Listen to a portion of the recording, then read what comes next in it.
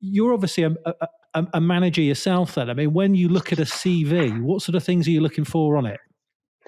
I would say hands down, the one thing that I'm really looking for is impact. I think lots of people can list lots of things that they've done and responsibilities they've had.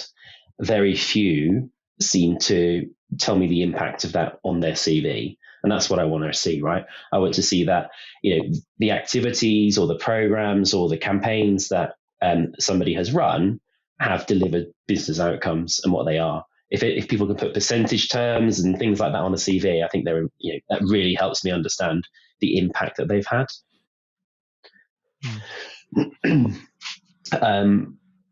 And that's kind of it, really. As long as they're in the right sort of, they've got the right sorts of experiences, the right sorts of organizations, or the right kind of attitude. I think, that kind of principal thing that I'm looking for is, what you've done, what has it actually achieved for your business? Where has it taken you to? Yeah.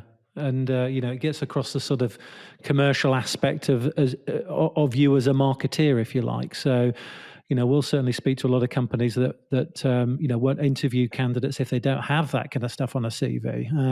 Are there any sort of red flags for you? And typically when you're looking at CVs, maybe people that have perhaps moved around a little bit or anything like that? I think that's probably the one that sort of jumps out. I wouldn't say necessarily a red flag, but it's something to be wary of. And certainly if we were pre-screening before interviewing, I'd be interested in understanding why that person may have, moved around a lot. Could be that they've done a lot of contracting because it suits their lifestyle or something at the time and they want to change. But if somebody's going for a permanent role, I would be wary of people that have jumped around too much, particularly, mid sort of career sort of phase. I think early on, it can be the norm to go and get different experiences. And if that comes across on the CV, that actually there's progression in those moves as opposed to just sort of jumping ship.